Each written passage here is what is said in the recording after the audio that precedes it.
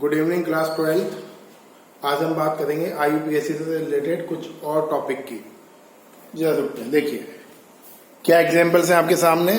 देखिए आपके सामने 2 एग्जांपल्स लिखे हुए हैं। नेम, आपको नेम से फॉर्मूला बनाना है ना, तो मैं आईयूपीएससी को आगे बढ़ा रहा हूं। बेटा नेम से फॉर्मूला कैसे बनाओगे वो सब बताऊंगा सामने। अब नेम क्या लिखा हुआ है, tetra ammine di aqua cobalt third chloride.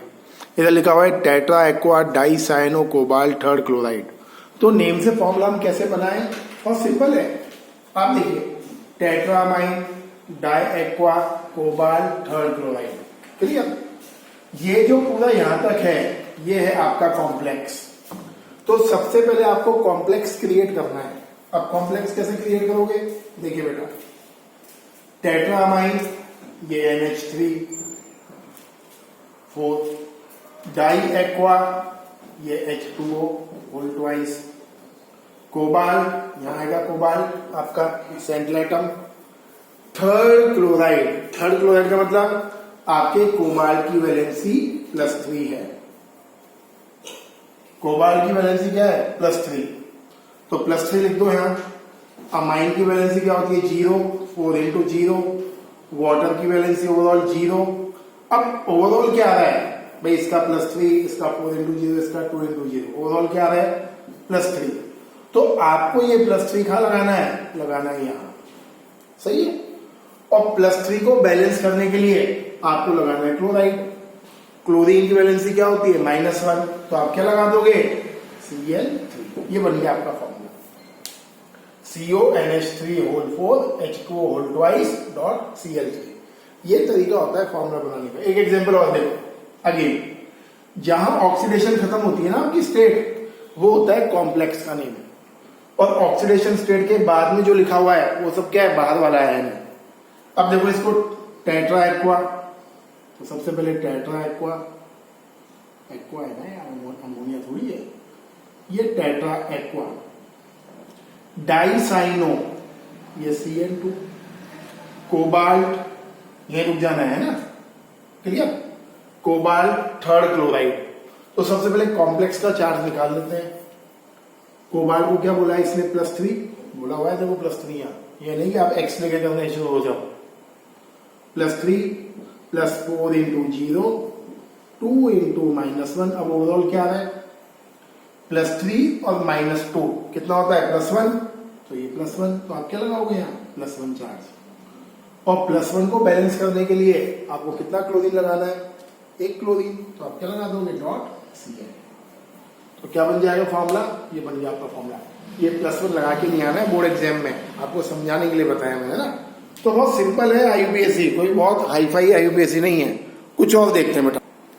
देखिए बेटा ये देखिए 3 और नेम, जिससे फॉर्मूला बनाना है हमें। Potassium tetra cyano nickelate second, ये लिखा हुआ है। अब पोटेशियम लिगेंड तो हो नहीं सकता है, पोटेशियम मेटल है ऑलरेडी, K+1 है, तो K+1 होगा तो लिगेंड तो होना नहीं है। इलेक्ट्रॉन कहां से देगा K+1, कि लिगेंड कौन होगा, नेगेटिवली चार्ज आयन या जिसके पास लोन पेयर है। तो पोटेशियम टेट्रा साइनो मतलब यहां से आपका कॉम्प्लेक्स स्टार्ट है, सही। इसको छोड़ना है हमें अभी, इसको टच नहीं करना है, इसको क्रिएट करना है पहले, वो अपने आप क्रिएट होगा। टेट्रा साइनो निकलेट सेकेंड, ध्यान से देखना बेटा। सबसे पहले टेट्रा साइनो ये बनाया 4, निकलेट मतलब Ni, सेकेंड का क्या मतलब है देख लो। निकलेट सेकेंड मतलब निकल की वैलेंसी +2 है, तो ये करो ओवरऑल +2, 4 into -1, ओवरऑल क्या हो जाएगा -2, सही है। तो यहां चार्ज क्या आएगा बेटा -2। और इस -2 को बैलेंस करने के लिए आप कितने K+ आयन यूज करोगे, 2 K+ आयन, तो यहां क्या लगा दोगे K2। फॉर्मूला क्या बन जाएगा, ये माइनस को हटा दूं, समझ में आई गया। फॉर्मूला क्या बन जाएगा K2NiCl whole 4, potassium tetra cyano nickelate second, सही है। ये जेई वाला क्वेश्चन भी करेंगे, बहुत मजेदार क्वेश्चन है। कल मुझसे भी मिस हो गया ये, कल बताऊंगा। देखिए tris ethane 1,2 diamine chromium third chloride. Tris मतलब 3, इथेन 1,2 डाइअमाइन, यहां तक आ रहा है कॉम्प्लेक्स। तो देखिए इथेन 1,2 डाइएमाइन, तो EN होल साइज, क्रोमियम लगा दो, क्रोमियम साहब, थर्ड हमें अब यूं नहीं, कई लोग ये करेंगे जल्दबाजी में, यहाँ +3 लगा देते हैं, ये 3 यहाँ नहीं लगाता है। थर्ड का मतलब क्या है, क्रोमियम की ऑक्सीडेशन स्टेट 3 है, तो आप क्या लिख दोगे +3 प्लस इथाइलिन डाइएमाइन का चार्ज क्या होता है 0, न्यूट्रल मॉलिक्यूल है भाई, वाटर, अमोनिया, कार्बन डाइऑक्साइड ये सब न्यूट्रल होते हैं, कार्बन मोनोऑक्साइड न्यूट्रल मॉलिक्यूल का चार्ज ओवरऑल 0 होता है, तो आप क्या लिख दोगे 3 × 0 इक्वल क्या देगा बेटा +3।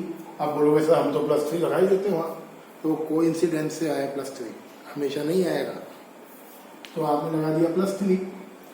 इस +3 को बैलेंस करने के लिए कितना क्लोरीन लगाओगे 3, तो क्या बन जाएगा Cl3, CrEn hole size dot Cl3। ये देखो पेंटा अमाइन नाइट्रेटो ओ कोबाल्ट थर्ड, पेंटा अमाइन दिख रहा है वो कॉम्प्लेक्स है, तो बना दे पहले पेंटा अमाइन NH3 होल 5 नाइट्रेटो ओ, सीक्वेंस यही फॉलो करना है, ये नहीं आप उल्टम सुल्टम करते हैं। पेंटामाइन लिखा मैंने तो सबसे पहले ये लिखा जाएगा, इसके बाद दूसरा लिखे नाइट्रेटो ओ, इसको लिखते हैं ONO, ऐसे ये लिखते हैं नाइट्रेटो ONO। अगर ये नाइट्रेटो N होता तो हम लिखते हैं NO2। चार्ज क्या होता है -1 होता है। कोबाल्ट थर्ड मतलब क्या है अभी देख लेते हैं। अभी कोबाल्ट, अब थर्ड का मतलब देख लें क्या है कहानी अभी। अब देखिए ये एक्चुअल में एनसीईआरटी का है बेटा, और एनसीईआरटी के क्वेश्चन मैंने जो आपको वर्कशीट शेयर करी थी ना, उसमें प्रॉब्लम है एनसीईआरटी के क्वेश्चंस में, मतलब पीछे आयन नहीं लिखा है, कई जगह थोड़ा आगे पीछे है, तो आज उसके आंसर की मैं शेयर करूंगा, तो आप खुद देखना। देखिए अब कोबाल्ट थर्ड का क्या मतलब है, कोबाल्ट की वैलेंसी +3 है, ये ध्यान रखना है। तो आप क्या लिख दोगे +3, अमोनिया का 5 × 0, NO2 की वैलेंसी क्या होती है -1 इक्वल, अब चार्ज क्या आएगा +2, तो यहाँ लग जाएगा चार्ज +2।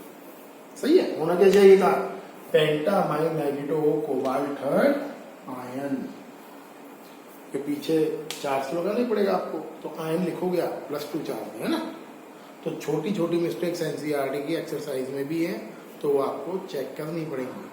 सही, अब वो बहुत सारे लोगों ने सॉल्व करके भेजी है, इतना आसान नहीं होता, तो सबको चेक करना, कहीं मोबाइल बिल्कुल कॉन्सेंट्रेट करना ही मुश्किल होता है, तो मैं उसके आंसर की भेजूंगा, मैं कोई डाउट हो मुझसे पूछना। एक और चीज, कल IUPAC में ये क्वेश्चन आया था हमारे सामने, और मैं भी स्किप कर गया या इसको मिस इंटरप्रेट कर गया।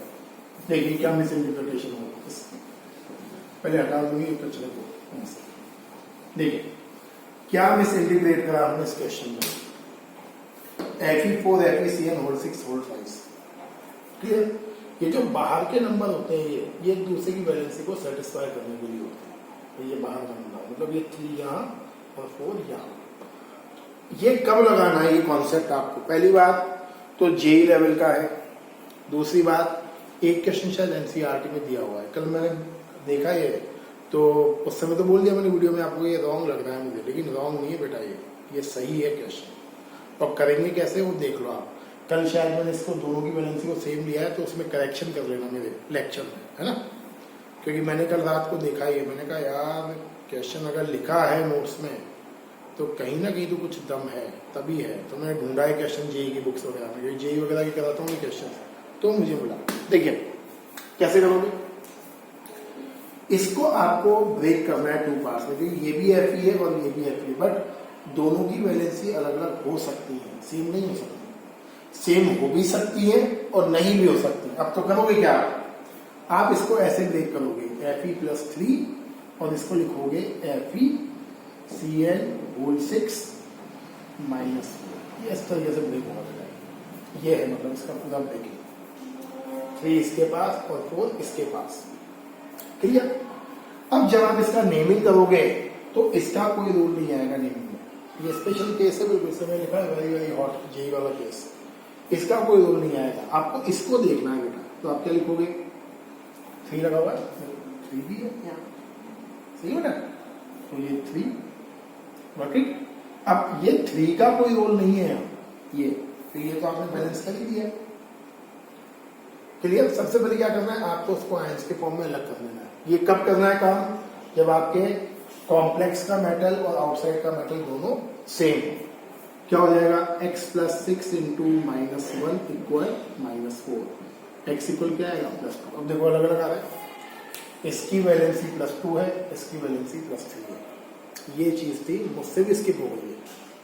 मैं सोच रहा था, मैं चाहता तो नहीं बताता, लेकिन मुझे लगा कि मे बी चांस, एक चांस भी क्यों छोड़े, क्या पता आई जाए। हालांकि यही लेवल का है, आ गया तो फिर क्या करेंगे, वो ध्यान रखना है। अब नेमिंग कैसे करोगे, देखो इसका आप लिखोगे आयरन थर्ड, ये बाहर वाला। अब उसके बाद आयरन थर्ड हो गया। अब आप कॉम्प्लेक्स पर हेक्सासाइनो, ये हेक्सासाइनो नेगेटिवली चार्ज कॉम्प्लेक्स है, तो आप लिखोगे फेरेट, और वैलेंसी कितनी है, second. That is the name, iron third hexacyano ferrate second. ये इसका नेम है बेटा। इस तरीके से करेंगे, इसको ध्यान रखना। आई स्किप्ड, और क्या बोले उसको, I was beaten totally last day by this example. सही है, तो इसको करेक्शन कर लेना और ऐड कर लेना अपने उसमें। ये कॉम्प्लेक्स देखिए सामने, ये अगेन जेई लेवल का है, आपके सिलेबस में नहीं है। सही है, ये कॉम्प्लेक्स देखिए, ये और एक एग्जाम्पल जेई का आपके सिलेबस में नहीं है। क्यों नहीं है, आपके सिलेबस में मोनोन्यूक्लियर कंपाउंड्स है। मोनोन्यूक्लियर मतलब which carry only single central atom, यहाँ 2 सेंट्रल एटम है। दूसरा ब्रिज बना हुआ है दोनों एटम्स के बीच में, इसको बोलते हैं bridging complex, bridge bond complex. Syllabus में आपके नहीं है, कैसे करोगे, एक एग्जाम्पल बताओ। देखिए कोबाल्ट है, कोबाल्ट है, सबसे पहले निकालते हैं ऑक्सीडेशन स्टेट। 4 इंटू 0 इसके लिए है, कोबाल्ट का X ये होता है बेटा इमीडो, इमीन, इमीन होता है, अमाइन होता है NH2, NH होता है इमीन। NH की वैलेंसी क्या होती है, -1। ये NO2 अगेन -1। कोबाल्ट का X 4 इंटू 0 प्लस NO3 की वैलेंसी -1 होती है, ये इक्वल 0। तो आपको जो वैल्यू मिलेगी X इक्वल वैल्यू मिलेगी आपको +3, ये कोबाल्ट +3 है ना। अब नेमिंग में थोड़ा सा ध्यान रखना है। अब ध्यान क्या रखना है आपको नेमिंग में, आपको नेमिंग में ध्यान रखना है इस ब्रिजिंग की नेमिंग का। ब्रिजिंग की जो नेमिंग है वो थोड़ी सी अलग है। अब देखिए, सबसे पहले हम स्टार्ट इसको ब्रेक कर लेते हैं। ये आपका हाफ कॉम्प्लेक्स, ये ऐसे। अब बोलोगे ऐसे क्यों करा, आप ऐसे भी कर सकते हैं, कोई दिक्कत नहीं। तो ये आपका हाफ कॉम्प्लेक्स। अगेन आपको स्टार्ट करना है लिगेंड से। आप क्या लिखोगे, टेट्रा अमाइन। सही है, टेट्रा अमाइन। टेट्रा अमाइन के बाद क्या लिखोगे, सेंट्रल एटम, कोबाल्ट थर्ड। अब आ जाएंगे ब्रिज के ऊपर। जब भी हम ब्रिज वाले लिगेंड का नाम लिखते हैं तो एक साइन लगाते हैं म्यू, ये म्यू साइन होता है। ये लिगेंड आपका ब्रिजिंग बॉन्ड फॉर्म कर रहा है। आप लिखोगे म्यू इमिडो,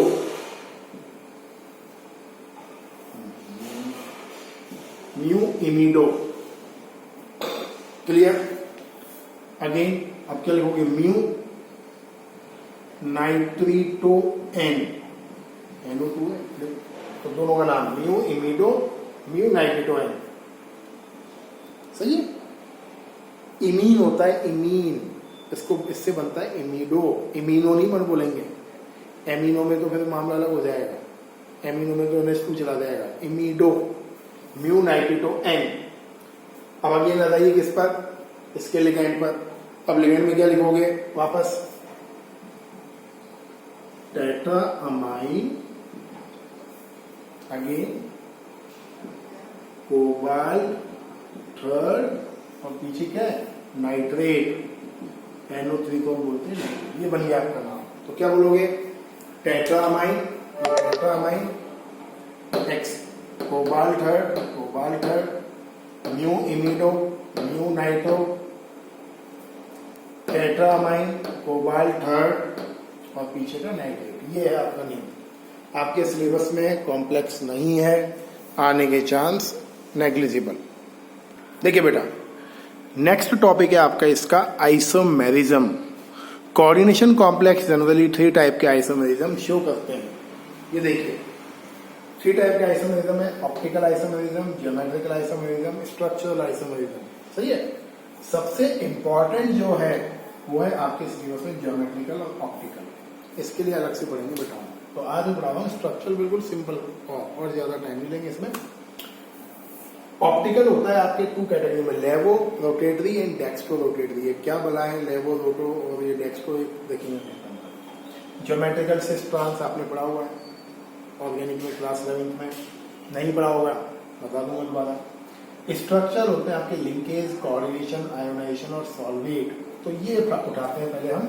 और होता क्या है स्ट्रक्चरल आइसोमेरिज्म, अगर किसी कोऑर्डिनेट कंपाउंड से उसका लिगेंड चेंज हो जाए, मतलब कोई लिगेंड अंदर से बाहर चला जाए या कोई लिगेंड का नंबर अप एंड डाउन हो जाए, तो उससे क्या होगा, आपके कोऑर्डिनेशन कंपाउंड के फॉर्मूला में चेंज आ जाएगा। और अगर फॉर्मूला में चेंज आता है, उसकी स्ट्रक्चर चेंज होती है, तो उसको हम बोलते हैं स्ट्रक्चरल आइसोमेरिज्म। तो सिंपल ये है, ऐसा आइसोमेरिज्म जिससे किसी कोऑर्डिनेट कॉम्प्लेक्स के स्ट्रक्चर में चेंज हो जाए। सही है।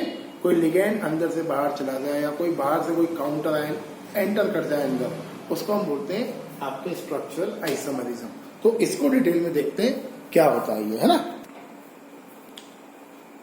ये देखिए आप, आज का last topic that is structural isomerism. 1 mark question आ सकता है। देखिए सबसे पहले समझते हैं, डेफिनेशन तो बाद में कर लेंगे, मेन चीज पहले देखिए इन दोनों फॉर्मूला में आपको क्या डिफरेंस दिखता है। कि क्वेश्चन आपसे सिंपल तो पूछेगा नहीं, इस चैप्टर से क्वेश्चन घुमा कर आएंगे आपके, इसलिए मैंने आपका कुछ सिलेबस हटा दिया है। एक चैप्टर हटाया मैंने आपके टेस्ट में, कल का टेस्ट में यही लूंगा 4 वीडियो के ऊपर आपके। ठीक है, इनमें क्या स्पेशल दिखता है आपको, ये 2 आइसोमर्स मैंने बनाया, ये सेम है, ये सेम है, ये सेम है क्या, NO2 और OH। क्लियर। सुनिए, ऐसे कॉम्प्लेक्सेस जिसमें आपके एम्बीडेंट लिगेंड इन्वॉल्व है, ऐसे coordination compounds in which ambidentate ligands are involve, such isomers are called linkage isomers. ऐसे 2 isomers which carry ambidentate ligand are called linkage isomer. कौन सा एम्बीडेंट लिगेंड है, नाइट्रिटो N और नाइट्रिटो O।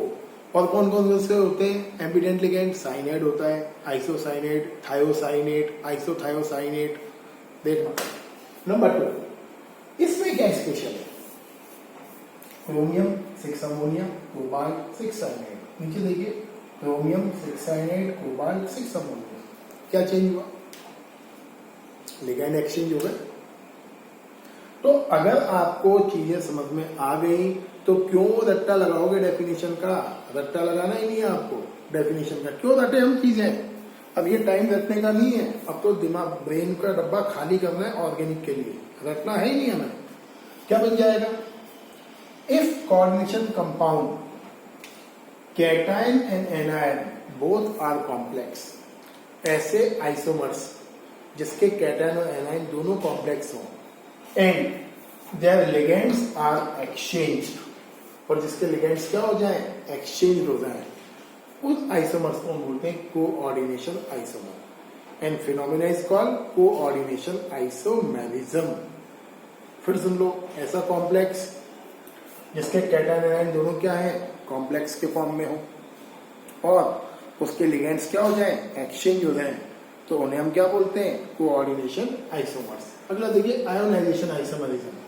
इसको देखिए, यहां क्या स्पेशल है, CONH3 Ca2 CONH3 CH NO2। तो क्या हुआ, आपका 1 क्लोरीन अंदर आया और NO2 बाहर चला गया। सही है।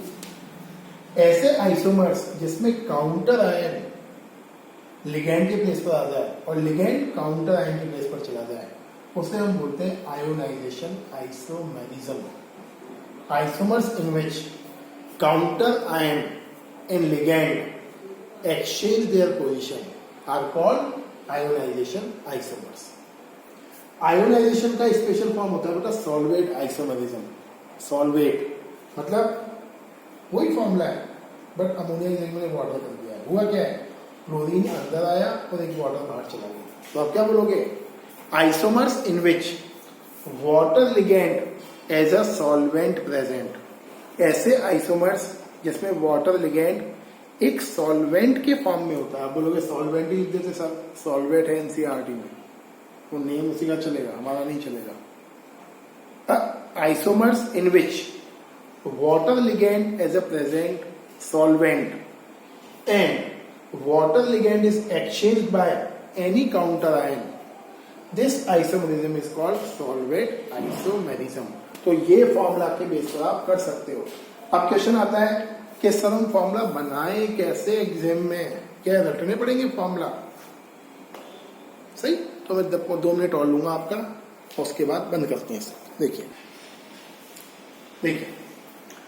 क्वेश्चन आता है अब इस स्टेज पर, क्या हमें कोऑर्डिनेशन कंपाउंड के फॉर्मूला याद होना चाहिए? 2 रास्ते हैं यहाँ, एक ब्रिलियंट का और एक हार्ड वर्कर का. ब्रिलियंट और हार्ड वर्कर में अब डिफरेंस क्रिएट करेगा चैप्टर है. ब्रिलियंट क्या करेगा, वो एक भी फॉर्मूला लर्न नहीं करेगा. हार्ड वर्कर क्या करेगा, वो 2 एग्जाम्पल सबके रटना चालू कर देगा.